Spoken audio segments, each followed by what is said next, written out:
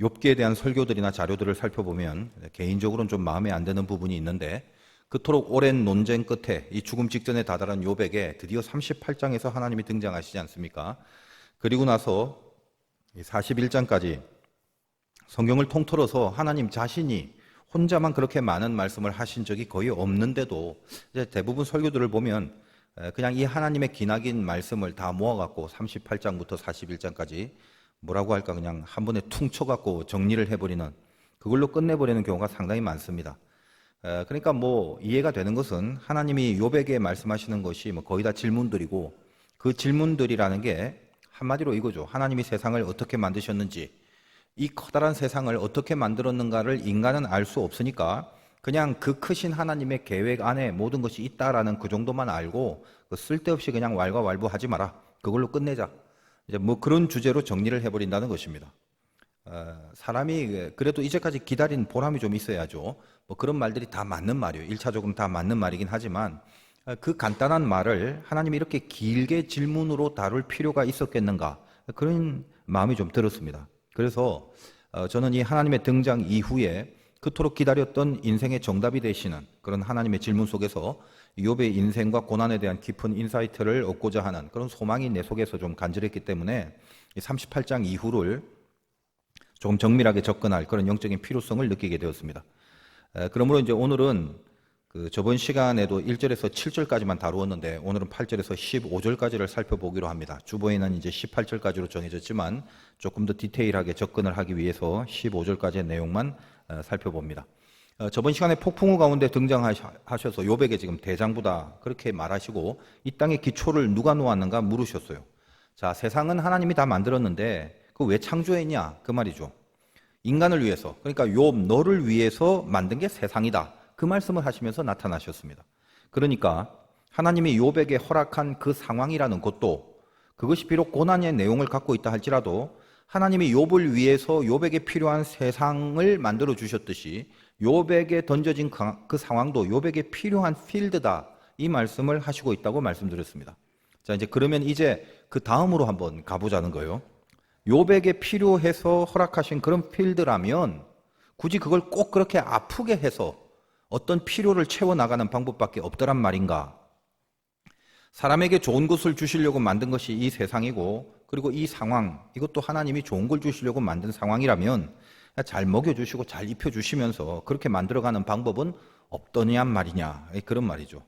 또 뭐 비록 혹은 어떤 고난으로만 만들어질 어떤 그런 내용이 있을 거잖아요. 그러니까 고난으로만 만들어질 내용이 있다고 한다면 그 뭐 좋다 이거야. 하나님이 하신다는데 뭐 하시면 되는 거 아니겠어. 그런데 어느 정도 것 좀 해주시면 되는데 꼭 이토록 이런 그 심한 방법까지 다 사용하셔야만 하는가, 그런 의구심이 생기지 않겠습니까? 이제 뭐 우리는 알다시피 감히 하나님의 방법을 우리가 어떻게 막 시시비비를 가릴 그런 위치가 아니라는 건 알죠. 근데 적어도 그 욥에 대한 경우를 좀 본다면 이게 너무한 거 아니냐, 그런 마음을 가지게 될 수도 있다는 그런 사실입니다. 일단 또 중요한 것은 뭐냐, 그 와중에도 이유를 몰라요. 이유를 모르니까 방법을 모르겠다는 거예요. 어떻게 해야 될지 대책 자체가 없는데 이 대책 없는 걸 어떻게 이기고 살아갈 수 있겠냐라는 거죠. 여러분, 우리가 힘들다 할 때는, 오늘 말씀 제목이 힘들 때 이기는 법인데 굉장히 궁금하죠. 힘들다 할 때 두 가지입니다. 일단 하나는 벅찰 때요. 그러니까 힘이 딸리는 거예요. 또 하나는 답답할 때입니다. 이거는 이유나 방법을 모를 때라 이 말이에요. 둘 다 힘들기는 마찬가지지만 힘이 딸려서 힘들 때는 그거 왜 힘든지 알잖아요. 힘이 모자라서 힘들다는 거. 그러니까 그때는 목표를 낮추면 된단 말이에요. 욕심 버리고. 만족스럽냐 만족스럽지 않냐 이 문제가 아니라 힘이 드냐 안 드냐의 문제로만 따져본다면 여하간 벅차서 힘들다고 느낄 때는 그 힘에 맞는 목표, 그렇게 목표를 바꾸면 되는 거단 말이에요. 근데 답답한 건 뭐냐? 답답한 거는요, 이게 힘도 쓰기 전에 힘든 거예요. 문제가 뭔지, 어디서 잘못된 건지, 들어오는 인풋 대비 나가는 아웃풋, 이게 나와야 목표를 낮추든 수정을 하든 이렇게 될 건데 그 인풋과 아웃풋, 이게 함수 관계가 성립이 안 되는 상황에 그냥 놓여진 거예요. 그러니까 답답한 거예요. 욥이 친구들과 논쟁하면서 그 욥의 그 수많은 감정 가운데 가장 핵심적인 감정 한 가지를 말해라 그러면 그 답답함 아니겠습니까? 물리적으로 재산, 건강, 자녀를 잃었을 때는 그 물리적인 고난도 엄청난 힘겨움이었겠지만 이제껏 우리가 욥기를 쭉 보면서 살펴본 바로는 실은 이 견딜 수 없는 힘겨움, 그것의 이유가 뭐냐? 답답해 죽겠다는 거 아니었습니까? 뭘 알면은 내가 그대로 하겠다는 거예요. 뭘 알면 내가 안 하겠다는 게 아니에요. 근데 모르겠다는 거죠. 근데 모르는데 뭘 어떻게 하라고? 그 답답함이 주는 힘겨움, 그게 사실은 욥기 전체의 흐름을 주도하고 있지 않습니까? 그리고 그 답답함을 가중시키고 증폭시킨 역할을 담당한 자들이 욥의 친구들과 엘리후단 말이죠.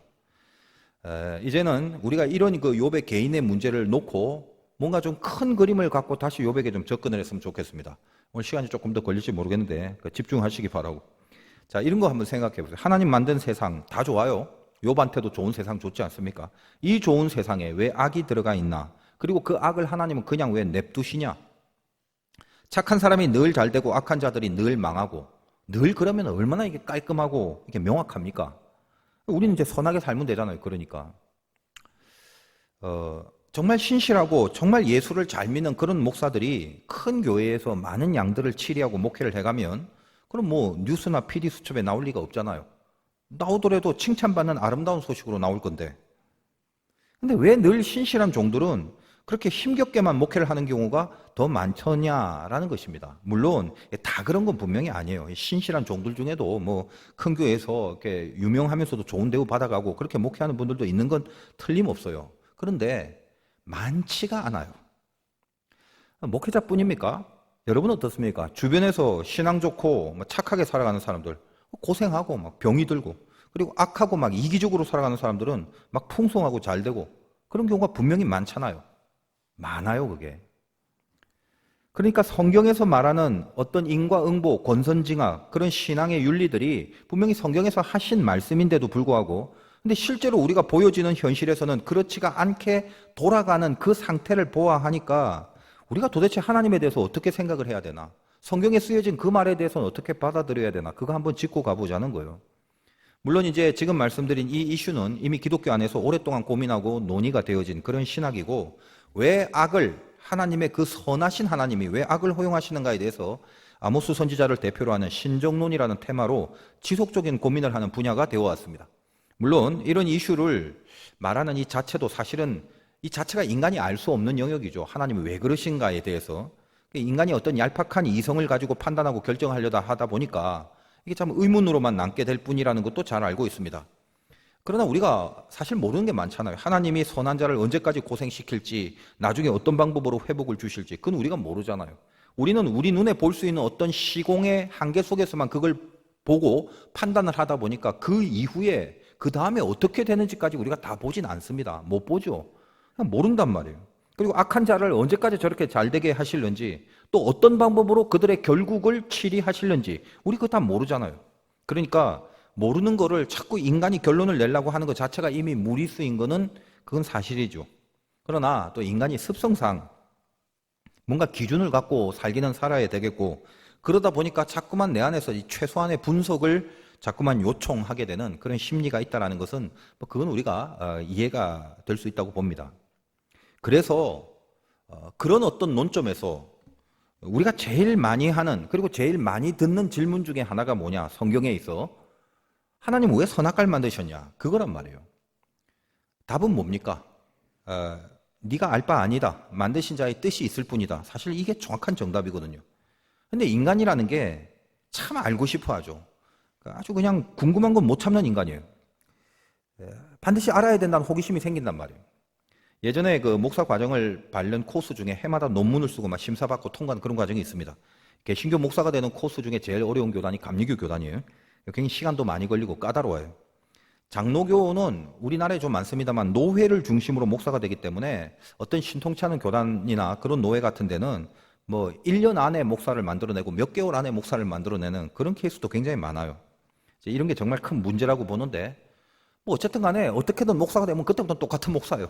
그러니까 이 사람이 어떻게 어떤 코스로 목사가 됐는지 알게 뭡니까? 하여간 그 감리교가 제일 어렵고 까다로워서 뭐 장점도 되고 단점도 됩니다만, 뭐 그렇게 까다롭게 목사를 만들어 놓고도 뭐 교단에서 해주는 건 거의 없어요. 그냥 뭐 제가 볼 땐 하다못해 안수받는 자들한테 그 뭐 그들이 원하는 무슨 성경 주석서 같은 거 이렇게 한 질 탁 사주고 교단에서, 그럼 얼마나 좋아요. 그런 생각을 잘 못하는 것 같아요. 왜 제가 이런 말씀을 드리냐면 우리 때는 준회원 코스가 4년이 굉장히 길었어요. 요즘 좀 줄어들었거든요. 그래서 정회원으로 들어가야 안수를 받는데 뭐 준1, 준2, 준3, 매년 한 4년인데 매년 뭐 시험 치고 논문 작성하고 골치 아팠어요. 그래서 그 어렸을 때 그 전도사인 제가 이제 쓴 논문 갖고 이제 심사하는 코스가 있었단 말이에요. 근데 그때 이제 심사위원으로 앉아 있는 목사님들 몇 분 중에 그 한 목사님이 제가 척 봐도 좀 공부를 못하게 생기신 분인데 자네는 무슨 주석을 보나 이렇게 묻는 거예요. 여러분 이제 지금 이 상황 좀 이해를 못하실 분도 있겠지만 여러분 주석이라는 거 알죠? 이 주석이라는 게 뭐냐면 그냥 한두 권이 아니라 수십 건이 이게 한 질로 되어 있는 그런 게 주석이라고 그래요. 보통 이제 목사님들 교회 사무실에 가면 이렇게 벽 사방에 이렇게 책장이 딱 있고 거기 막 온갖 주석들이 다 빛이 되고 있는 그런 거 일반적이잖아요. 근데 뭐 당신은 제가 그 주석 같은 게 있을 리가 없죠. 주석이 없어요. 근데 뭐 물어보니까 대답은 해야 되겠고. 근데 제가 그 당시 갖고 있는 그 성경 해설에 대한 그 책 중에 유일하게 있는 게 톰슨 성경이라고 뭐 여러분도 그 좀 갖고 있을 거예요, 그거. 그건 그냥 성경이에요. 밑에 이제 일반인도 볼 수 있는 설명 좀 대강 해놓은 달랑 그거 한 권 갖고 있었어요, 제가. 그럼 주석이 아니죠. 일반 사람들도 보는 그냥 해설 성경 정도인데 그래도 자꾸 뭘 주석을 보냐 하니까 대답은 해야 되겠고 그래서 그냥 솔직히 말해서 저 톰슨 성경 봅니다. 그랬더니 저를 이렇게 딱 째려보면서 이 친구는 목회할 마음이 없구만 그러시는 거예요. 지금까지 생각이 나요. 막 그 말을 듣는데 상처가 되더라고요. 또 그러면서 이제 마음 한켠에는 또 어떻게 알았지 하고 좀 그 놀라기도 하고 그랬는데 아무튼 그러면서 이제 저를 이제 속된 말로 이렇게 뭐 깔라고 그 논문 내용을 물어보는데 뭐 이건 어떻게 알았냐, 이건 뭐 어떻게 생각했냐, 뭐 기타 등등 뭐. 제가 이제 쭉 제 의견을 말씀드렸는데 그 묻는 질문들이 제가 볼 땐 정말 하등 궁금해야 될 내용이 아니거든요. 근데 왜 그걸 계속 물어보는지 어쨌든 막 제가 나름대로 이제 답을 해드리니까 뭐 별로 이제 뭐 꼬투리를 잡을 게 없으신지 논문은 딱 덮어놓고 그다음부터 주석에 대한 이야기를 하시는 거예요. 주석이 있어야 설교 준비하고 성경의 이 내용을 이해할 수 있는 거라면서 자기가 갖고 있는 이 주석들에 대해서 장황하게 설명을 하는 거예요. 이 주석은 뭐가 좋고 뭐 저 주석은 뭐가 잘 돼 있고 저희가 듣고 있으니까 무슨 주석 판매하는 영업사원 같이 그렇게 막 말씀을 하시는데 뭐 이제 후배 잘 되라고 하시는 말씀이니까 막 네네 하고만 그렇게 있다가 목회할 거면 꼭 사라고 막 그렇게 제가 이제 네 알겠습니다 그렇게 이제 말은 했지만 그때 제가 그 속으로 한결같이 드는 생각이 돈이 있어야 사죠. 오늘 밥 먹을 돈도 없는데 그거였어요. 제가 이제 그 기억이 진하게 지금까지 남아 있습니다. 여러분 주석이라는 게 학자들인 인간이 성경을 해석한 거예요. 그게 다 맞는 건 아니겠죠. 성경에 궁금함이 아무리 많다고 해서 그 주석이 그 모든 것에 전부 답을 주고 올바른 해석을 해줄 수 있는 건 아니잖아요. 당연히 목사들은 뭐 평신도도 뭐 관심 있는 사람은 동일한 것이고 당연히 목사 같은 경우는 참고하고 공부하고 그런 건 분명히 필요합니다. 그렇게 해야 돼요. 그런데 인간의 그 많은 궁금증을 어떻게 인간이 해결해 줄 수고 설명해 줄 수가 있겠습니까? 하나님의 말씀인 성경이라는 것 설명이나 해석이 없어도 여러분이 주석서를 갖고 있지 않아도요 실은 충분히 살아있는 하나님의 말씀이거든요. 그러니까 왜곡되게 해석을 하면 그렇게 된다면 심각한 죄에 빠지기 때문에 그래서는 안 되겠지만 그냥 별다른 해석 없이 본연의 말씀 그대로의 능력과 가치가 늘 이렇게 살아 운동력을 갖고 있는 게 성경입니다. 그래서 뭐 물론 성경을 접할 때 굉장히 성경의 내용에 대해서 궁금해하는 것 자체는 그건 결코 나쁜 건 아닙니다. 더 깊고 더 어떤 뜨거운 하나님의 그 마음과 뜻을 이해하기 위해서는 많이 궁금해하는 게 훨씬 더 신앙적이고 그건 관심이 있다는 뜻이니까 그리고 많이 고민을 해보는 것도 좋은 거예요. 그런데 그 궁금해하는 근본적인 심리 안에 조심해야 될 게 있다는 거죠. 자, 여러분 왜 선악과를 만들었나요? 이 질문은 지금도 궁금한 분이 많아요. 수백 번 설명을 해드려도 또 궁금해해요. 그럼 궁금한 게 좋은 거냐 나쁜 거냐? 더 깊은 하나님의 은혜를 향한 그 갈급함을 근거로 하여 궁금해하는 거 이건 굉장히 좋은 신앙이죠. 그런데 그 궁금증이라는 것은 거기 숨어있는 죄성도 있어요. 뭡니까? 이 죄성이 슬쩍 발을 들여놓고 있다는 거 그거 알아야 돼요. 왜 선악간을 만들었는지 왜 궁금해요? 똑같은 질문이라도 죄성이 들어간 궁금증이라면은 한마디로 뭐냐? 하나님이 만들어 놓은 거면 그거 먹은 것도 다 하나님 책임이지 그렇게 가려고 묻는 거 아닙니까? 믿음 안에서 더 깊어지려고 궁금해하는 사람이 있는가 하면 같은 질문에도 이 모순을 지적하면서 불신앙 쪽으로 가려고 궁금해하는 질문도 될 수 있다는 거예요. 그래서 이 세상에 안 믿는 사람들이 교인들에게 자기가 제법 성경을 안답시고 묻는 그 질문 중에 대표적인 게 뭐냐? 하나님이 왜 선악과 만들었어? 늘 그거거든요. 여러분 생각 한번 해보세요. 선악과 자체, 그 뭐가 나쁜 겁니까? 거기 독이 들어있는 열매가 있습니까? 그런 거 아니죠, 선악과는. 지금 에덴은 하나님과 인간이 함께 있는 곳입니다. 이건 천국의 표상이에요. 우리가 천국이라고 하는 것은 하나님과 함께 하는 거, 그게 제일 핵심적인 가치입니다. 왜 같이 있을까요? 왜 하나님이 인간과 같이 있어요? 사랑하니까요. 같이 있는 거죠. 사랑. 그럼 사랑이 뭐예요? 자발적으로. 내가 자발적으로 온 마음과 정성으로 내 마음과 뜻을 단 진심으로 그 대상을 향하여 자발적으로 나오는 인격 중에 하나가 사랑이라는. 자발성이 중요합니다. 자, 누가 사랑하라고 명령하면 사랑이 됩니까? 너 쟤 사랑해. 그럼 오케이, 사랑할게. 이게 됩니까? 아니죠. 만약에 그런 식으로 사랑할 거라면 하나님이 로봇을 만들어 갖고 거기 명령어를 딱 입력시켜 놓고 쉬리야 혹은 진이야 그렇게 불러보는 거예요. 나 사랑해 그러면 거기서 기계가 명령을 입력시켰으니까 네, 주인님을 너무너무 사랑합니다. 그렇게 이제 세팅을 시켜놓으면 되잖아요. 제가 이제 이 설교 제가 준비하면서 궁금해서 제 아이폰에다 대고 한번 해봤어요. 쉬리야, 너 사랑해 그랬더니 존경합니다 그러더라고요. 그래서 아니 존경 말고 사랑하냐고 그랬더니 제가 제일 존경하는 분입니다 그러더라고요. 사람 기분 좋게 명령을 집어넣었어요. 근데 제가 느낀 게 뭐냐면 일반 기계에 입력시킨 명령어조차도 함부로 사랑한다는 말은 그건 안 하더라. 저는 이 생각을 하게 됐습니다. 집에 가서 한번 또 해보십니다. 보면은 진짜 맞는지 틀린지. 이미 타락한 인간들에게는 사랑하는 표현이나 내용 이게 도대체 어떤 식으로 증명이 되는지 그건 제가 잘 모르겠어요. 여러분 진짜 사랑한다면 어떻게 하는 게 사랑하는 거예요? 선물 사주면 사랑하는 겁니까? 뭐 그 사람이 어려울 때 도와주면 사랑하는 겁니까? 아니면 뭐 이쁘다고 뽀뽀해 주는 게 사랑하는 겁니까? 인간의 세계에서는 이미 진짜 사랑이라는 것은 없어요. 타락한 세상에서는 온전한 사랑이 있을 수 없습니다. 다만 온전한 사랑을 닮아갈 수 있고 흉내를 낼 수는 있겠죠. 우리가 알 수 있는 이 세상의 참 사랑은 예수님이 우리를 사랑하시는 그 내용, 그거 말고는 온전한 사랑은 이 땅에는 없는 거죠. 그러나 이 땅이 아니라 하나님의 세계 속에 들어가면 사랑이라는 것은 반드시 있고 그 사랑으로 하나님의 인간을 만드셨고 그 하나님의 세상 속에서 사랑이라는 것은 명확하게 증명을 할 수가 있습니다. 뭘로 내가 사랑하는 걸 증명할 것인가? 하나죠. 말씀의 순종. 말씀 순종. 그게 사랑의 증거예요. 여러분이 믿음 생활하시면서 하나님을 사랑한다면 그거 어떻게 증명할 겁니까? 이 자리에 나와 앉아 있는 것으로만 증명되는 게 아니에요. 뭐 이것도 하나의 방법이 될 수 있겠죠. 근데 핵심은 뭐냐? 말씀 순종이란 말이에요. 여러분이 말씀 순종을 안 하면 안 한 만큼 사랑을 안 하는 거예요. 명확한 것입니다. 자, 그러니까 선악과라는 나무가 있는데 그 나무는 문제가 없어요. 그거는 선악을 분별케 하는 기능을 갖고 있는 나무입니다. 그 옆에 생명나무는 영생을 얻게 하는 그 기능을 갖고 있는 나무고요. 선악과 자체에 악이 없단 말이에요. 선악을 알게 하는 나무지. 그러니까 이름을 우리가 쉽게 선악과 하니까 무슨 악한 나무처럼 여겨지는데 무슨 말인가 이해가 되겠죠. 만약에 그 옆에 사과나무가 있다고 칩시다. 근데 하나님이 아담 하와에게 동산 실과의 나무는 다 먹어도 된다. 저기 사과나무만 먹지 마라. 그랬다면 그 사과나무가 선악과의 기능을 하게 되는 거죠. 그 사과나무를 따먹으면 쫓겨나는 거예요. 무슨 말씀이신지 아시겠죠? 물론 선악과 자체의 기능도 있고 생명나무 자체의 기능도 있습니다. 중요한 건 뭐냐면 선악과가 나쁜 나무라서 그걸 아예 하나님이 안 만드시거나 혹은 실수로 만들었다 해도 도끼로 빨리 찍어 없애버려야 된다는 이런 생각과 개념으로 선악과를 생각하지 말라는 거예요. 뭐가 문제죠? 먹지 말라고 했는데 먹은 게 문제란 말이에요.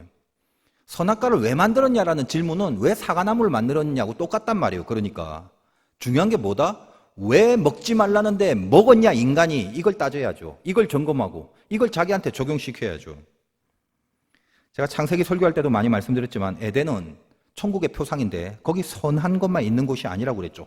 늘 불순종의 유혹이 도사리고 있는데 그런 가운데도 말씀에 순종하는 것으로 지켜지고 있는 곳, 그곳이 에덴이고 천국이라고 말했습니다. 이 세상에서 천국의 인생을 살아야 된다고 말씀을 하신 이유가 뭐죠?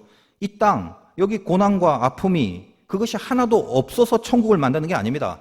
여전히 이 중에 고난이 있고 아픔이 있고 죄의 유혹과 불순종의 유혹, 자꾸만 우리를 순종하지 못하게 하는 공격들이 도사리고 있는 그 한가운데서 우리가 이 하나님의 말씀을 순종하며 지키고 살아가는 그 상태를 유지하는 게 그게 천국의 핵심 경지가 되는 거예요. 그걸 하나님이 우리들에게 요구하십니다. 그러면 우리가 나중에 저기 죽어서 가는 영원한 천국, 거기에도 막 불순종의 유혹이 있나요? 그건 아니죠. 마지막 완성된 천국, 그리고 우리가 죽어서 이제 이 땅을 벗어버리고 가는 그 천국은 그 모든 것을 유혹하는 마귀가 이미 심판을 받아서 사라져버린 그 천국이에요. 그러니까 거기에는 생명나무를 먹어도 돼요. 이미 생명나무를 먹은 곳이죠. 요한계시록 22장 1절에서 2절에 보면 천국에 대한 설명을 하는데 길 가운데 강이 흐르고 강 좌우에 생명나무가 있다고 되어 있어요. 곳곳에 생명나무라는 거예요. 무슨 말입니까? 에덴 동산에서는요, 죄 짓기 전에는 생명나무도 먹을 수 있었잖아요. 하나님이 선악과만 먹지 말라고 그랬지 생명나무 먹지 말라는 소리는 안 했단 말이에요. 얼마든지 먹을 수 있어요. 단 죄를 졌기 때문에 하나님이 드디어 생명나무는 못 먹게 경계를 쳤을 뿐입니다. 조금 이따 말씀드리고, 이것은 요한계시록에 보면 마지막 완성된 천국에는 생명나무가 즐비합니다. 무슨 말입니까? 죄가 없는 곳, 사단의 세력과 멀어 떨어져 버린 그곳에서는 얼마든지 생명나무는 우리 속에, 우리가 생명나무를 먹음으로 생명과 영생이 계속된다는 이 얘기를 하는 것입니다. 그러므로 지금 이 땅은 아직도 마귀가 있고 여기는 우리를 유혹하고 공격하는 세력들이 있기 때문에 이 땅에서 천국은 그럼에도 불구하고 내가 그 유혹의 한가운데서도 말씀을 지키고 순종하는 것을 통하여 하나님과 함께함을 지키는 것, 이게 이 땅에서의 천국이지만 마지막 가서 저 하늘의 천국, 마지막 천국, 우리가 죽어서 가는 천국에는 마귀의 권세가 거기에 따라올 수 없어요. 그러니까 그쪽은 유혹받는 게 없어요. 그냥 그 상태 그대로 영원히 하나님과 함께하는 그곳입니다. 그래서 거기는 최상의 곳이죠. 저는 이 창세기에 선악과 옆에 생명나무를 두신 이 하나님의 마음을 알고 참 얼마나 가슴이 뜨거웠는지 몰라요. 동산 중앙에 하필 두 나무를 같이 세팅을 시켜놓은 거잖아요. 어떤 겁니까? 하나님은 우리를 사랑하시기 때문에 만드셨어요. 그러나 사랑이기 때문에 인격을 줬어요. 그 인격 안에는 자유의지라는 게. 그런데 만약에 자유의지를 사용해서 우리가 만약에 죄를 짓게 되면 그때부터는 더 이상 하나님이 우리들에게 사랑을 위해서 주신 자유의지인데 이 자유의지를 갖고 죄로 가니까 더 이상 하나님과 사랑의 소통이 안 되는 거죠. 그래서 그럴 수도 있는 우리들의 모든 상황을 놓고 하나님은 우리에게 자유를 주시되 그 자유가 삐딱하게 나가서 우리 스스로를 파멸하게 만들어버리지 못하게 하기 위해서 하나님이 하실 수 있는 우리를 향한 그 가슴 뜨거운 사랑의 장치, 이걸 같이 그 옆에 심어 놓으신 거예요. 그게 생명나무라는 거예요. 이 사실이 이렇게 가슴으로 다가올 때 나를 향한 하나님의 이 절절한 사랑이 이게 얼마나 참 뜨거운지 모르겠어요. 따라서 만약에 하나님 말씀을 지키면서 선악과를 안 먹고 순종하면서 살고 있었다면 이 옆에 있는 생명나무는 언제든지 따먹어도 되는 그런 실과입니다. 요한계시록에 즐비한 생명나무가 나오는 것처럼 말입니다. 그런데 선악과를 먹지 말라는데 그걸 따먹어버리고 불순종한 다음부터는 이 생명나무를 먹지 못하게 됐죠. 그룹과 불칼들로 경계를 만들어서 인간이 생명나무를 밖에서부터 들어와서 스스로 따먹지 못하게 하시잖아요. 생명나무는 여러 번 말씀드렸지만 예수 그리스도를 말하고 구원을 말하는 거죠. 그러니까 무슨 말이에요? 구원이라는 거, 생명나무를 인간이 먹지 못하게 한다는 건 이 구원은 인간의 자유의지에 맡길 수가 없는 거라는 거예요. 왜요? 인간은 이미 이 선악과에 대한 불순종으로 인해서 자기의 자유의지를 발휘를 해서 스스로의 의지로 타락을 해버린단 말이에요. 그거잖아요. 그러니까 구원도 마찬가지. 인간에겐 자유의지가 있기 때문에 자기 의지를 발휘해서 그 구원에 성공을 하면 좋겠지만 만약이라도 실패할 가능성을 열어두게 되면 안 되는 거죠. 구원은 실패하면 끝나는 거예요. 하나님의 사랑이 그거를 야, 니들 하는 거 봐서 잘하면 구원될 거고 안 하면 못할 건데 잘하기를 바란다. 이런 식으로 그분의 사랑을 끝내지 않습니다. 하나님은 당신이 반드시 당신의 사랑하는 자녀를 구원시키기 위해서 당신이 직접 구원을 시켜주시는 거예요. 거기에 대해서만큼은 인간의 의지에 맡기시지 않습니다. 왜요? 구원을 실패하지 않으려고. 그게 뭔데? 그게 사랑이거든요. 사랑. 절대로 포기하지 않는. 그러므로 다시 선악과를 한번 생각해 보세요. 자, 이제 왜 만드셨습니까? 만든 게 잘못이 없죠. 그 질문 자체는 사과나무 왜 만들었냐고 똑같다고 그랬어요. 선악과 자체가 악한 게 아니에요. 뭐가 문제죠? 먹지 말라는데 먹은 거. 그게 잘못일 뿐입니다. 그리고 먹지 말라고 하는 것은 하나님이 좋은 거 안 주려고 그러나 보다 이런 유치한 발상을 하시면 안 돼요. 어릴 때 뭐 엄마가 먹을 거 안 주면은 엄마 혼자 먹으려고 그런가 보다. 뭐 그렇게 생각하는 철부지 애들처럼 굴면 안 되는 거죠. 먹지 말라 하신 것은 인간을 사랑하시는 하나님의 소통의 내용일 뿐입니다. 좀 어려울지는 몰라도 여러분 사랑을 하려면 확인해야 되잖아요. 말씀 순종이 사랑이라면서. 그러니까 먹지 말아라 혹은 먹으라 하는 이 모든 것들은 에덴에서 하나님이 인간을 사랑하기 때문에 그 사랑의 소통의 내용이고 그 사랑을 표현하고 확인하는 것들이란 말이에요. 여러분, 율법을 왜 지켰어요? 율법을 지켜야 하나님을 사랑하는 거 아닙니까? 근데 만약에 못 지키면 어떻게 돼요? 인간이 자유의지를 갖고 율법을 에이 모르겠다고 딱 거스렸다면 어떻게 됩니까? 논리적으로는 바로 아웃이고 죽음이죠. 근데 하나님이 바로 아웃을 시키고 그냥 죽입니까? 지켜야 마땅하지만 지키지 못할 것까지도 준비를 한 걸 복음이라고 한단 말이에요. 여기 복음의 가치가 있는 거예요. 뭐가 더 세요? 율법이 세요? 복음이 세요? 하나님이 직접 주도하시는 복음이 인간의 의지를 통해서 주도하게 되는 율법을 항상 지배하고 통치하고 있어요. 선악과는 율법이에요. 먹으라 먹지 마라. 생명나무는 복음입니다. 무조건 살리는 거예요. 하나님이 우리를 향해 가지신 그 사랑이 뭐냐? 복음이 율법을 완성하게 하시는 거. 생명나무가 선악과를 극복하게 하시는 거. 그게 우리를 사랑하시는 하나님이라는 거예요. 그거를 에덴에서부터 우리들에게 보여주시고 계시한 것입니다. 인생 가운데 고난도 있고 평안도 있어요. 까닭 없이 믿는 믿음이라는 건 다른 거 아닙니다. 하나님을 사랑하냐? 그거거든요.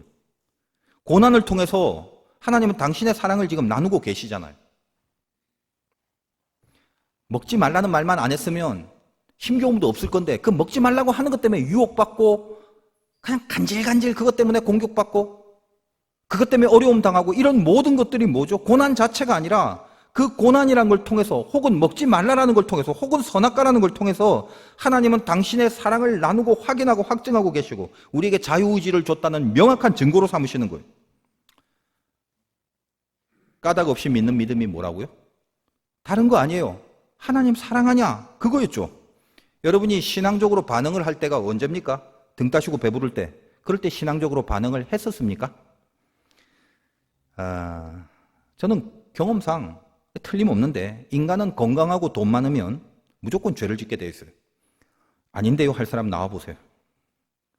우리는 고난을 통해서 간신히 하나님 앞에 기어나와 그때부터 진짜 기도하는 거예요.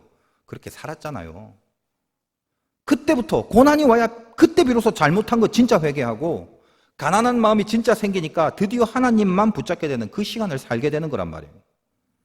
그래서 자발적으로 하나님을 놓치지 않게 그렇게 만들어져 가는 거죠.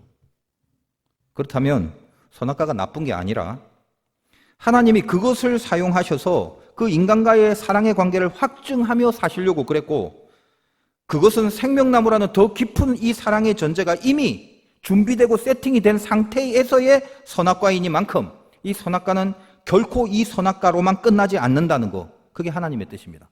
이 율법은 이 율법으로만 끝나지 않는다는 거예요. 마찬가지로 어떤 거죠? 생명나무와 이 선악과의 세팅을 보면 우리에게 고난을 이용하지만 이 고난이 결코 고난으로만 끝나지 않게 하시기 위해서 어떤 고난보다도 더 강한 주님이 늘 고난과 함께 옆에 계시는 것, 이것이 신자가 하나님 안에서 받는 고난의 정체이올시다. 우리가 모든 고난, 하나님이 우리에게 주신 고난은 고난만 덩그러니 있는 적이 없어요. 선악과 옆에 생명나무가 있듯이 항상 주님이 옆에서 함께 하시는 상태로 고난이 오는 거예요. 이걸 잊어버리시면 안 돼요. 다시 이제 욥으로 돌아갑시다. 욥의 힘겨움은 답답함이었죠. 모르겠다는 거예요. 왜 고난이 왜 있는지. 뿐만 아니라 진짜 힘들게 한 거는 친구들의 논리 속에서 그 이유와 방법을 모르는 답답함, 이게 더 커지는 거죠. 친구들이 말하는 그 하나님은 어떤 거죠? 고난과 분리된 세계에서 존재하시는 분이고 악이라는 것과 동떨어진 세계에만 존재하는 그런 분이잖아요. 그런데 욥에게 나타난 하나님은 저 멀리 계시는 엘샤다이 전능하신 하나님이 아니라 저번 시간에 고난 가운데 옆에 계시는 여호와 하나님이셨죠. 그리고 욥에게 그 여호와 하나님이 말씀하고 있는 것입니다. 오늘 본문 8절. 바다가 그 모태에서 터져 나올 때에 문으로 그것을 가둔 자가 누구냐? 여기 바다라는 개념은 이 시대의 개념으로는요, 고난이나 심판을 상징하는 개념입니다.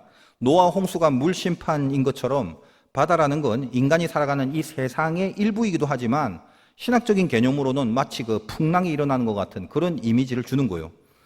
그래서 이제 창세기 1장에 보면은 땅이 혼동하고 공허할 때 하나님의 신이 어디요? 수면 위를 운행하신다, 이런 표현이 있죠. 그러니까 아직은 창조의 질서가 이루어지기 전의 상태에 이 혼돈과 공허의 무질서를 수면으로 표현을 하고 그 하나님의 영이 그 수면 위를 운행하신다고 한 것은 이 모든 무질서를 품으시는 그런 모습을 말하는 장면입니다. 그러니까 이 물이라는 것, 바다라는 것은 아주 간단하게 말하면 고난이나 심판, 즉 별로 안 좋은 걸 상징하는 개념으로 이 고대 중동 시대에 쓰여진 단어란 말이에요. 자, 그러니까 지구라는 게 우리가 사는 땅덩어리 지구가 거의 물인데 신기하죠?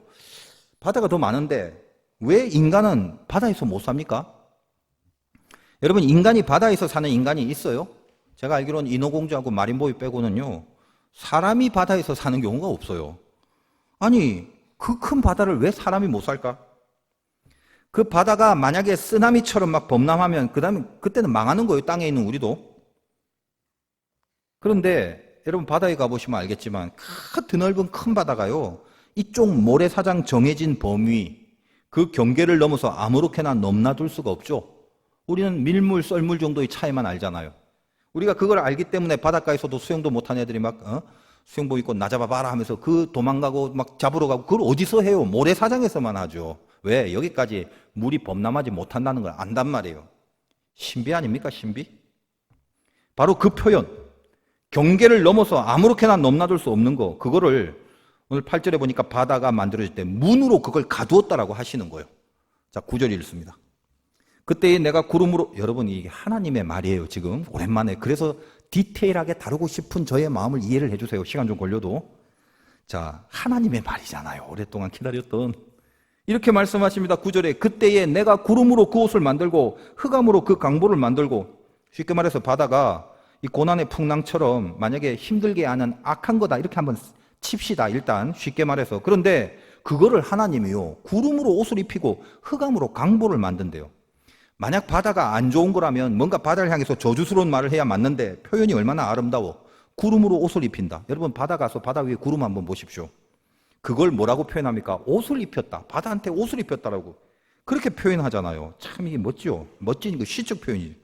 더구나 강보가 뭡니까? 아기를 삶는 그 뭐죠? 삶는단다. 그 뭐 포대기잖아요. 포대기. 애기 이렇게 앉는 거. 근데 흑암으로 강보를 만든다. 바다의 깊은 어두움을, 그걸 애기를 싸매는 강보라고 합니다. 뭘 느끼는 거예요? 바다는 이게 어둡고 악한 거라고 확 없애버리거나 확 말라버리게 하는 것이 아니라 그거를 하나님이 싸맨다. 즉 사용하신다는 거예요. 바다가 필요한 거예요. 아직은. 버리지 않고 흑암인데도 경계를 치고 내가 그 바다를 이용할 거다라는 거예요. 10절. 한계를 정하여 문빗장을 지르고, 자, 그것이 어떻게 쓰여지나? 바다가 왜 옷을 입히고 강보를 싸냐? 만약 그 바다가 지멋대로 넘쳐 흘러서 맨날 쓰나미나 불어내고 마른 땅에 다 범람해서 다 죽이고 사람들을 그렇게 못하게 한계를 내가 정하고 문빗장을 질렀다라고 그러죠. 그리고 뭐라고 합니까? 11절. 이르기를 네가 여기까지 오고 더 넘어가지 못하리니 네 높은 파도가 여기서 그칠지니라 하였노라. 이게 무슨 말입니까? 하나님이 경계를 만든 거는, 지금 이 하나님의 말씀과 질문 속에는 이 세상을 창조한 말을 하면서 이 세상 창조 속에 들어가 있는 깊은 원리를 욥에게, 그리고 우리에게 주시는 거예요. 그러니까 어렵죠.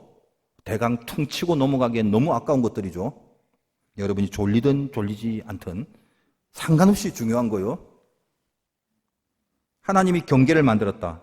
여러분, 아까 생명나무를 지키려고 경계를 만드셨죠. 필요하잖아요. 그래서 없애진 않지만 그 경계를 두어서 하나님의 뜻 안에서만 사용되는 것으로 있게 하기 위함입니다. 그게 하나님의 경계의 표현이에요. 인간이 죄를 져서 생명나무를 못 먹게 하려면 하나님이 생명나무를 찍어버리든가 불태워버리든가 그러면 되잖아요. 근데 뭐예요? 경계를 설정해요. 필요하니까 반드시 있어야 되고, 그리고 그것을 인간이 지멋대로 하는 게 아니라 높고 깊은 뜻이 있어서 그 하나님의 뜻대로 사용하시려고 경계를 두신 거다, 이 말이에요.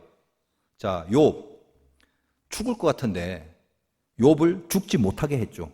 마귀한테 다른 건 다 하고 경계를 딱 쳤죠. 너 죽으면 안 돼. 경계. 자, 이거는 사단이 욥을 죽이지 못하게 한 거, 이것만 말하는 게 아닙니다. 하나님은 욥에게 이루실 뜻이 있어서 욥 자신에게도 죽음은 넘지 못한다는 경계를 두셨어요. 어떤 고난, 바다와 같은 흑암, 아픔 이런 거는 다 있는데 내가 이거 없애버리지 않겠다. 그대로 내버려 두는데 경계를 딱 친다. 넘어서 죽음까지 못해. 왜요? 이룰 게 있기 때문에. 솔직히 여러분, 욥 정도 되면 이 남의 얘기니까 어이구 재밌네 하고 읽으신 분도 많겠지만 지 얘기라고 생각해 보세요. 저는 생각에 솔직히 욥 정도의 고난을 느끼면 우리들 중에 자살할 사람 굉장히 많을 거예요. 그 살면 뭐 하겠어요? 여러분이 욥을 읽어보면. 근데 이게 제 생각이지만 아마 맞을 거예요. 욥이 만약에 야 이게 사는 거냐? 그리고 마누라가 뭐라고 말? 야 하나님 욕하고 죽어. 그럴 때 아마 이 뒷산에 가서 목을 메었다면요.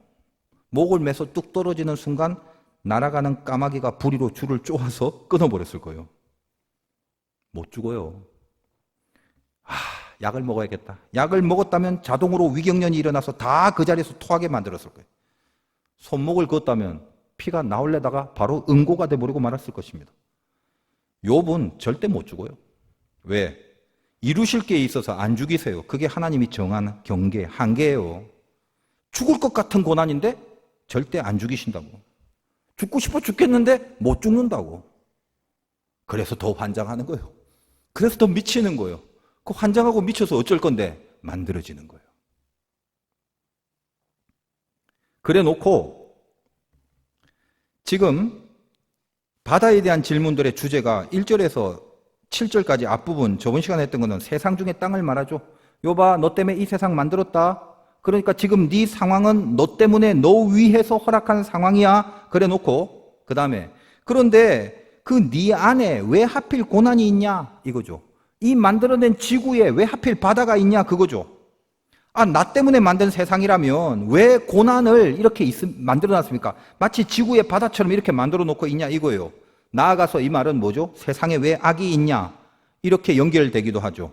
선하게 살아도 고난받게 하고 악한 데는 벌도 하나도 없고 악한 놈들은 구름으로 옷 입히고 강보로 잘 싸매주고 왜 그러냐? 이 질문을 계속 하고 있었잖아요. 욥아 네가 사는 세상에 그 현실에 바다가 있다. 안다. 너도 알고 나도 안다. 내가 만들었다. 근데 나 그 바다 없애지 않는다. 경계를 두고 관리한다. 그것이 내가 뜻한 바를 이루어내려고 바로 그 이루려고 하는 그 뜻을 넘어서 그 고난, 그 바다, 그 악은 범람하지 못한다. 너 죽겠다 죽겠다 하는 거 안다. 너무 잘한다. 그런데 그 죽겠다고 하는 그 고난은 너를 절대 죽이지 못해. 너 죽으려고 해봐. 안 돼. 지금 내가 선을 긋고 내가 사용하고 있는 내용으로만 그 흑암과 악과 고난의 바다를 출렁이게 할 뿐이야. 그 경계선 안에서만. 네 친구들 말처럼 내가 네 고난과 상관없이 멀리 있는 게 아니다. 이 고난, 이 바다도 내가 만들었고 내가 그곳에 옷을 입히고 포대기를 싸매고 있는 것처럼 너의 고난을 내가 지금 필요에 따라서 관리를 하고 있다. 그 얘기하는 거예요. 그러면 그게 언제까지냐? 요건 안 궁금하니? 하나님이 욥에게 12절 네가 너의 날에 아침에게 명령하였냐? 새벽에게 그 자리를 일러주었느냐? 자 이제 아침이 오고 빛이 비출 건데 그러면 흑암이 물러가겠지. 자 근데 네가 그거 명령했냐? 빨리 해결되라고 네가 명령하면 아침이 확 달려오냐? 네가 새벽한테 말해서 새벽 다음에 아침이 오니까 야 새벽아 얼른 아침 보고 오라고 전달해. 그러면 네 명령에 따라 아침이 와서 다 해결되는 거냐? 안 그러지. 너 그런 적 없지. 그럴 수도 없지. 13절 그것으로 땅끝을 붙잡고 악한 자들을 그 땅에서 떨쳐버린 일이 있었느냐? 네가 그 새벽을 딱 붙잡고 야 악한 것들아 이제 곧 새벽이 온다 빛이 온다 다 떨어져 나가라 그런 적이 있냐? 그리고 그렇게 할 수 있냐 네가? 14절 땅이 변하여 진흙에 인친 것 같이 되었고 그들은 옷같이 나타나되 해가 이렇게 떠오르면 땅들이 선명해지잖아요. 그걸 이렇게 표현합니다. 이것도 참 시적인 표현인데 자 진흙에 인을 쳤다. 이 말은 밝은 데서 도장을 이렇게 찍은 것이 밝게 되면 이 도장이 무슨 형태인지 선명하게 드러나잖아요. 그러니까 새벽과 여명이 오는 것을 이렇게 표현한 것입니다. 그건 네가 한 게 아니라 동이 트면 다시 말하여 네 고난이 아니지. 동이 트면 자연스럽게 당연히 그렇게 드러나는 거예요. 그래서 15절에 악인에게는 그 빛이 차단되고 그들의 높이 든 팔이 꺾이느니라. 빛이 점점점 세지니까 악인들이 드디어 악행을 못하게 되죠. 왜? 드러나니까 죄들이. 그래서 악행을 못하게 된 걸 그들의 팔이 꺾인 것으로 그렇게 표현하는 거죠. 욥, 네가 이 세상에 악이 있고 왜 악한 자는 그냥 내버려 두고 선한 자는 왜 고난받고 그러냐고? 그게 끝이 아니야. 그걸로 끝나는 게 아니다. 새벽이 올 때다. 근데 그 새벽은 네가 정하는 게 아니고 네가 명령하는 게 아니야. 자연스럽게 드러나게 돼 있어. 그 부분은 네가 그렇게 생각하는 거하고 달라. 너는 끝에 어떻게 될지 모르잖아. 다 드러나게 될 때가 오는데 그건 네 의지와 네 명령과 어떤 네 생각과 네 이해로 되는 건 아니야. 결국 여러분 바다 이야기와 새벽 이야기 두 가지 이게 뭐죠? 율법과 복음이 같이 있되 복음의 통치를 받는 것이 율법이듯이 선악과와 생명나무가 같이 있되 생명나무의 통치를 받는 것이 선악과이듯이 바다와 땅이 같이 있되 하나님의 뜻의 통치를 받아야만 되는 것처럼 악도 때가 되면 당연히 죄가 드러나고 심판을 받듯이 요봐 네 인생 중에 고난이 함께 있고 그 고난이 바다처럼 해석이 안 된다 할지라도 그것은 나의 경계선 안에만 있는 것이며 그 고난조차도 나는 사용하고 있다는 것을 알기 바란다. 실은 사탄도 알고 보면 그놈이 나하고 내기를 하고 그리고 지니까 도망한 것 같지. 그러나 실은 사탄마저도 이건 내가 너한테만 가르쳐 줄게 하면서 하셨겠지. 나와 내기를 하고 도망간 게 아니라 실은 내가 사랑하는 너를 만들어내기 위해서 내가 이용한 도구밖에 안 되는 것이었다. 제가 이 말씀을 왜 드리냐면 나중에 말씀드리겠지만 욥기 41장에 사단을 상징하는 리워야단을 말하는 장면이 나옵니다. 그 용인데 네가 알아서 리워야단을 낚싯바늘로 잡을 수 있는 줄 아느냐 그렇게 말씀하시는 부분이 나와요. 다시 말하면 사단이 아무리 날고 기워도 하나님의 수, 그 신의 한 수를 어떻게 사단이 이길 수 있겠습니까? 너는 사단을 모멸시키고 사단을 사멸하고 악을 어떻게 막 이기고 싶고 그 악을 이 세상에서 없앴으면 좋겠고 그렇다 할지라도 그건 네가 하는 거 아니야. 리워야단을 네가 낚시질 할 수 없어. 다 내 밑에 있는 거야. 너 지금 이 게임도 사단이 나고 내기한 것 같지? 지는 그렇게 알고 있지만 나는 사단마저도 이용해. 왜? 널 사랑해서 너를 만들라고. 아시겠습니까? 이 세상에 이해할 수 없는 악이 성행하더라도 그것조차 난 이용하고 있다. 그러나 그 악의 심판, 그건 네가 하는 게 아니다. 나중에 자동으로 심판받게 된다. 단지 지금은 내가 그 악한 것마저도 도구로 쓰고 있을 뿐이다. 여러분 이스라엘 구약의 그 모든 이스라엘 주변의 제국들, 아수르, 바벨론 이런 것 거기에 대한 하나님의 설명들이 다 뭐죠? 하나님이 약해갖고 이스라엘이 지고 있는 게 아니라 이스라엘을 만들어내고 연단시키기 위하여 그 이방의 제국들을 하나님이 쓰신 거죠. 그 표현이 이사야서의 처음부터 끝까지 있는 주제 아닙니까? 은혜는 고난보다 강하다. 단지 지금은 악한 것마저도 바다마저도 내가 도구로 쓰고 있다는 거지. 네가 답답해하는 네 친구들, 그 친구들이란 바다도 내가 쓸데없는 말, 틀린 말 했다고 탁 제거해버리는 것이라 내가 옷을 입히고 그들의 강보를 싸고 있었다. 왜냐? 내가 너의 그 답답함으로 그 연단을 만들어내기 위해서 이용을 하는 그런 도구로 사용했기 때문이다. 지금 그 말을 하는 거예요.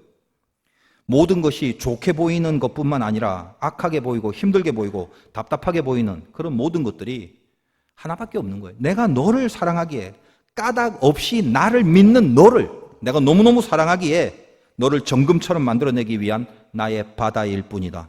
이게 오늘 바다 이야기. 그 이용한 악들은 이젠 새벽이 오니까 이게 새벽 이야기. 그 빛이 오면 나중에 드러나게 돼 있고 그 빛 때문에 나중에는 팔이 꺾이게 돼 있어. 너 힘들어도 그러나 이겨내서 고맙다. 이게 오늘 욥에게 질문하는 하나님의 심정입니다. 말씀 제목 이길 때 힘들 때 이기는 법. 은혜가 되죠. 근데 생각해 보세요. 도대체 힘들 때 어떻게 이겨요? 이겨본 적 있어요? 힘들 때? 제가 성경에 있는 사건을 묵상하다가 힘들 때 이긴 사례가 있어서 소개합니다. 야곱의 야복강가의 씨름. 그 씨름의 시작에 홀로 남았을 때 이렇게 시작합니다. 얼마나 힘들 때입니까? 가족과 무리들 먼저 강을 다 건너게 하고 이제 에서 만나면 죽을 일만 남았습니다. 300명의 장정을 데리고 온 에서. 죽었어요. 얼마나 힘들었으면 가족까지도 다 미리 보내고 홀로 남았겠습니까? 거길 못 가고. 그때 하나님이 와서 씨름을 합니다. 허벅지 관절을 쳤는데도 근데도 하나님을 놓지 않아요. 내가 죽어도 당신 못 보낸다. 축복해달라고 그렇게 붙잡습니다. 야곱은 하나님인 줄 알았죠. 야곱 전체의 스토리를 보면 알겠지만 이 야곱의 뜻이 뭐냐면 발꿈치를 잡다 그거거든요. 태어날 때 형 발꿈치 잡고 태어났잖아요. 왜요? 네 자리 내가 갈 거야. 내가 형이 되고 싶어. 그거잖아요. 아주 이 태생적으로 도둑놈 근성이 있었어요. 야곱은. 평생 자기만을 위해서 살았던 사람 아닙니까? 그가 무슨 일을 할 때 특히 장꾀를 쓸 때 처음부터 아버지 속일 때부터 그는 하나님 앞에 기도하고 뭐 속이고 장꾀를 부린 적 한 번도 없어요. 인생을 보면요. 야곱이 지 계략을 발휘할 때는 단 한 번도 하나님 앞에 기도한 적이 없습니다. 제가 여러 번 성경을 보면서 그것만 파악을 했는데 그렇더라고요. 여러분 어떻게 보면요, 우리와 비슷하죠. 자기 인생을 잘되게 하는 것에 혈안이 되고 살았던 사람입니다. 근데 그 하나님이 광야에서 돌베개 되고 쫓겨난 야곱에게 나타나요. 그래서 약속 주셔요. 내가 너와 함께 한다. 이 장면은 참 우리와 같지 않습니다. 우리 참 야곱 같지 않아요? 간사하고 막 이기적이고 자기 이익을 위해서 막 형 발꿈치를 붙잡고 살려가는 그런 사람인데, 그런데 그런 우리에게 느닷없이 하나님이 예수를 믿게 해주셨어요. 이게 야곱이에요. 야곱은 그렇게 하나님을 만나고 그 자리에서 감동받고 제사 한번 지낸 후에 그 다음에 이제 외삼촌 라반의 집에서 뭐 온갖 산전수전 다 겪지 않습니까? 라헬과 레아 그 다음에 무슨 그 키우는 가축 여러 가지 온갖 술수를 다 써갑니다. 외삼촌 라반도 만만한 사람 아니에요. 근데 그 중에 읽어보면 한 번도 하나님을 붙잡는 힘으로 산 적이 없어요. 하나님을 찾은 적이 몇 번 없어요. 끼케야 자기 분리할 때 그때 하나님 이름 까먹고 있다가 지 분리할 때 한 번씩 이렇게 불러서 써먹는 정도였습니다. 예를 들면 라헬이 말입니다. 야곱에게 와서 바가지 긁잖아요. 왜 난 아들 못 낳냐? 저 레아만 자식을 낳고 말이야. 당신 뭐하고 있냐? 나도 자식 낳아야지. 바가지 긁으니까 그때는 이제 야곱이 마치 신앙이 좋은 양 막 성질내면서, 야, 자식 주는 게 하나님인데 내가 하나님이냐? 내가 어떻게 하나님을 대신할 수 있어? 이럴 때만 이제 하나님 한 번씩 빌려와요. 그리고 분리할 때 라반한테서 도망 나오는 그런 과정에서 뭔가 자기한테 유리한 말을 하고 싶을 때 그때 막 하나님 단어 사용하면서 자기 처지를 굉장히 거룩하고 정당하게 하게 하는 그런 것에만 하나님을 사용합니다. 머리 쓰고 장깨 부리고 기술 쓰고 이럴 때는요, 단 한 번도 무슨 하나님 앞에 기도하고 했다거나 주님을 붙잡고 했다거나 그런 적이 한 번도 없어요. 그러니까 한마디로 자기 이익이 달린 문제 앞에서는 하나님을 사용한 적이 한 번도 없었던 인생. 우리가 동일하잖아요. 내 이익이 달렸으면 이 이익을 쟁취하려면 죄를 지어야 되는데, 하나님과 빗나간 걸 해야 되는데 어떻게 기도하면서 하겠어요? 나의 이익과 나의 이기심을 이루는 것이 그게 최고의 목표인데. 근데 야곱이 어떻습니까? 인생에 가장 힘들 때 진퇴양난 만나죠. 돌아가서 라반에게 갈 수 없고 이미 앞에 있는 에서를 만나면 죽을 것 같고 그 야복강 진퇴양난의 한가운데 야곱 인생에 가장 힘들 때입니다. 바로 그때 하나님이 씨름을 겁니다. 보통 야곱의 기도라고 설교를 이제 많이 하는데 비유적으로 이제 그렇게 말하는 것에 제가 딴지를 걸 마음은 없습니다. 근데 성경 아무리 봐도 이 씨름하는 장면을 돕고 기도라고 해석을 하거나 기도라고 표현한 적이 없어요. 어떻게 이걸 기도로, 제가 딴지 거는 거 아닙니다. 그렇게 하셔도 상관없는데 그냥 성경 말씀 그대로 봅시다. 씨름이에요, 씨름. 뭐요? 서로 붙잡고 누가 넘기느냐, 그거죠. 이 깊은 사건을 오늘 다 말하려면 시간이 너무 많이 걸려요. 어쨌든 이 씨름으로 야곱의 이름이 바뀝니다. 그 유명한 이스라엘이 여기서부터 나온 거예요. 성경은 그걸 뭐라고 표현하냐면 하나님 및 사람들과 겨루어 이겼음이라. 그게 이스라엘의 뜻이래요. 근데 원래 그건 이제 해석으로 설명된 뜻이지, 원래 이스라엘이란 원어 자체의 뜻은 하나님이 다스린다라는 뜻이에요. 그러니까 이중적인 거예요. 야곱에게 있어서는 하나님이 다스린다라는 축복이 하나님과 싸워 이겼다는 축복과 같은 걸로 하나님 평가해 주신다는 거예요. 야, 그래, 네가 이겼다. 뭘 이겼다는 거예요? 내가 널 다스리게 됐다. 이게 하나님 앞에서는 승리란 말이에요. 분명히 관절이 꺾인 건 야곱인데 그러면 하나님이 이긴 거잖아요. 근데 관절이 꺾인 야곱에게 하나님은 네가 이겼다고 판정합니다. 하나님과 씨름해서, 네가 다른 거에 씨름한 게 아니라 하나님과 씨름했을 때만 사용할 수 있는 평가예요, 이게. 야곱은 태어날 때부터 발꿈치를 잡고서라도 내가 더 잘되기를 바라고 살았던 사람입니다. 그 이후 하나님이 찾아서 은혜 줬어요. 예수 믿게 만들었다고요. 그런데도 여전히 하나님과 관계없이 자기만의 생각, 자기만의 계획, 자기만의 술수와 고집으로 살아왔습니다. 그러다 보니까 제법 재산도 모았어요. 근데 인생에 홀로 남을 수밖에 없는 그 힘겨움이 최고적으로 달했던 그 시간을 맞이합니다. 여러분, 이 정도까지 야곱 알잖아요. 산전수전 다 겪은 야곱이고, 더군다나 이제 가족과 종들도 제법 있어요. 미리 이렇게 보내지 않습니까? 때로 무리로 나누어서 그 정도가 됐단 말이에요. 근데 이제부터 잘 생각해 보세요. 제 생각인데 맞을 거예요. 허벅지 관절이 나갈 정도로 밤새 씨름을 한 그 깡다구라면 그것도 누구하고요? 하나님하고요. 이제껏 야곱을 봤을 때 그 힘과 그 깡으로 씨름 한번 하듯이 어차피 죽을 건데 그 에서 패거리하고 자기 무리들하고 한판 죽기 살기로 싸울 수 없었겠어요? 야곱 정도면? 하나님하고 관절이 부러질 정도의 깡인데 에서한테 그렇게 한번 싸울 수도 있잖아요. 근데 왜 야곱이 여기서 이스라엘이라는 이름을 받게 된 겁니까?